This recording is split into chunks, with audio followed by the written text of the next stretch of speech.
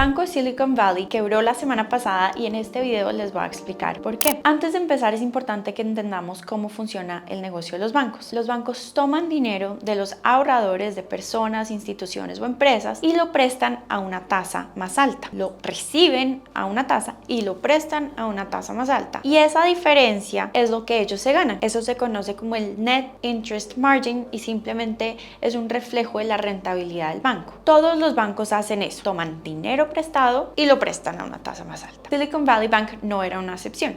Esto era lo que hacía. Como los bancos toman este dinero y lo prestan, si se llegase a dar la situación en donde todos los ahorradores y todas las personas que hicieron depósitos en el banco piden su dinero de regreso, como parte de este dinero está invertido o está prestado, pues el banco no tiene cómo responder. Esto pasa en cualquier situación. Ahora es muy difícil que todas las personas decidan ir al banco y pedir su dinero de regreso, pero todos los bancos tienen este riesgo en mayor o en menor medida, pero tienen ese mismo riesgo. Ahora vamos a ver por qué Silicon Valley Bank estaba en una situación más riesgosa y qué fue lo que detonó la quiebra del banco la semana pasada. Si nosotros miramos esta tabla que saqué de un artículo del JP Morgan, vemos que Silicon Valley Bank está en una posición bastante riesgosa. ¿Por qué? En este eje horizontal de acá, lo que estamos viendo es el dinero que el banco está prestando con respecto al dinero que tiene disponible de los ahorradores o depositores. Entonces,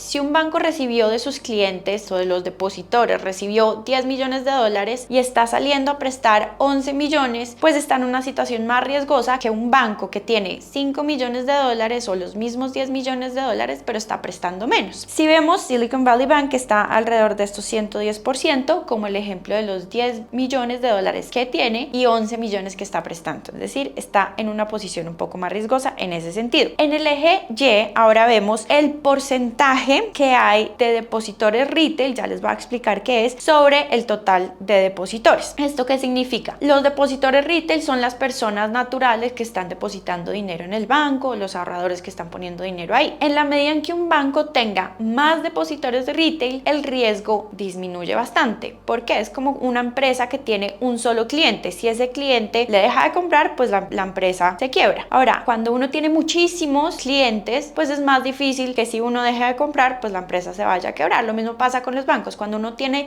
depositores retail, personas naturales, pues es mucho menos probable o el banco está en menor riesgo porque tiene muchísimas más personas. Cuando el banco está compuesto por solo 1, 2, 3 o muy pocos clientes, pues está en un mayor riesgo. Si vemos cómo estaba el banco tenía solamente un 10% de depositores retail sobre el total de los depósitos que tenía. Entonces, ¿esto qué quiere decir? Que sus clientes estaban compuestos por pocas personas o pocas empresas, poniéndolo en una situación un poco más riesgosa. Y ahora, si vemos cómo estaba compuesto en términos de porcentaje el tipo de cliente, pues acá claramente vemos que un gran porcentaje, podría decir yo que casi el 93%, que es todo esto, lo hacían empresas o empresas en el sector de emprendimiento, startups o empresas de venture capital, es decir, empresas que tienen muchísimo riesgo o están en este mundo de startups en donde hay mucho más riesgo. Yo diría que solo acá el 7%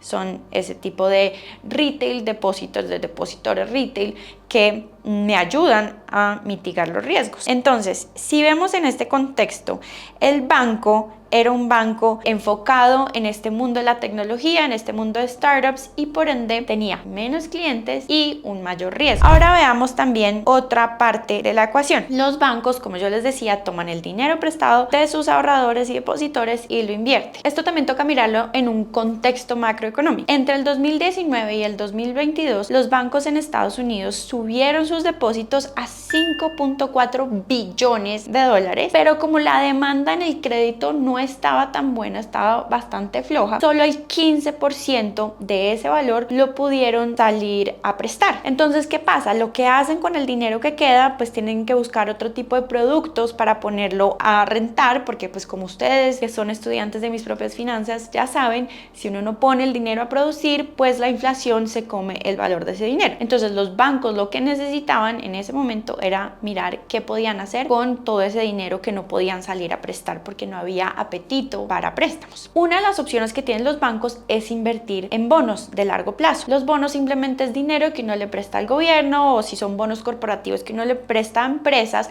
a cambio de una rentabilidad fija. Los bancos pueden decidir si quieren poner esos bonos available for sale o disponibles para venta en el corto plazo, o held to maturity, mantenidos hasta su madurez. La mayoría de los bonos que tenía Silicon Valley Bank eran held to maturity, es decir, eran bonos de largo plazo en donde hay un mayor riesgo, porque si tienen que salir a vender los bonos, los tienen que vender a descuento. Ya vamos a ver un análisis de por qué esto se da. Entonces, antes de seguir, es importante que entendamos la relación inversa que hay entre el precio de un bono y la tasa de interés. ¿Por qué? Porque también empezamos en el 2020 con tasas de interés cerca a cero en Estados Unidos, y después, gracias a la inflación y a todo lo que estaba pasando, pues la Fed empezó a subir las tasas de interés y eso afecta directamente el precio de los bonos. Esto fue lo que pasó en Silicon Valley Bank. Entonces vamos a entender un poco por qué con este análisis. Digamos que yo tengo un bono de $100 y la tasa está en 10%. Entonces al final del bono, cuando llegue a su madurez,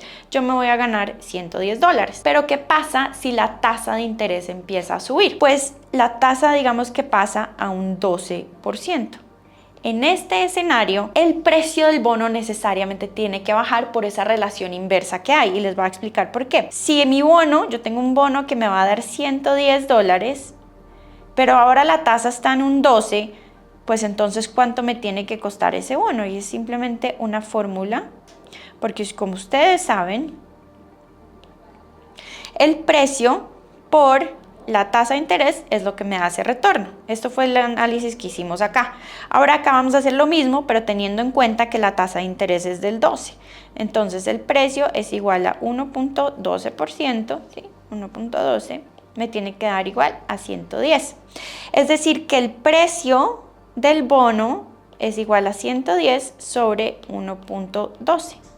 Es decir, que el precio es igual a 98.21. Es decir, si yo tengo este bono y yo quiero salir a venderlo, pero cuando lo voy a salir a vender, la tasa está en un 12%, pues el precio de mi bono ya no es 100, sino es 98, perdió valor.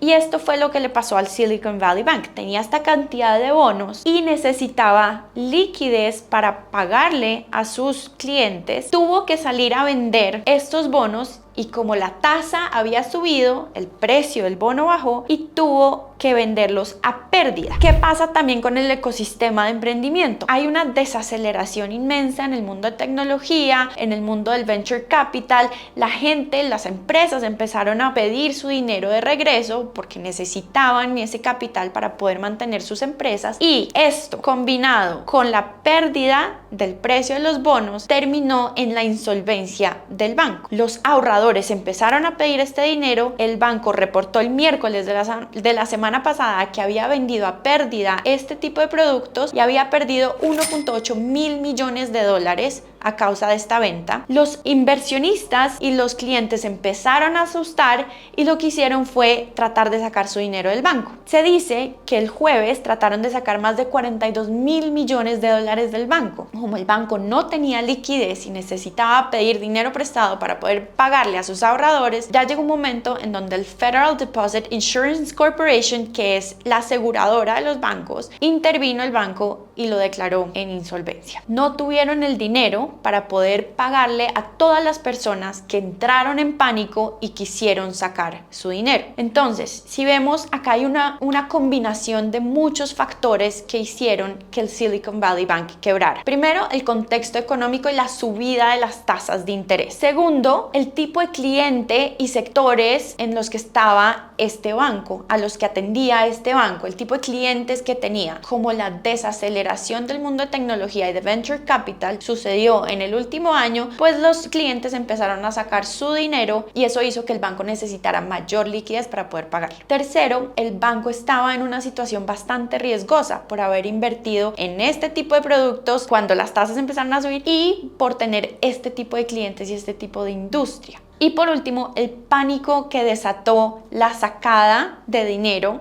del banco y la caída de la acción el jueves de la semana pasada. La acción cayó un 60% y las personas empezaron como les dije, a entrar en pánico y a sacar su dinero. Y esto desató la quiebra del banco. Ahora solo falta esperar qué es lo que pasa y si esto desencadena otros bancos en el sector financiero en Estados Unidos. Por ahora lo único que sabemos es que el gobierno de Estados Unidos ya dijo que le va a devolver a sus ahorradores y a sus empresas su dinero y va a salvar a estas personas que tenían su dinero guardado en este banco. No sabemos si esto va a desencadenar otros bancos, pero por ahora este es el panorama. Todos nuestros programas los encuentras en el link de la descripción.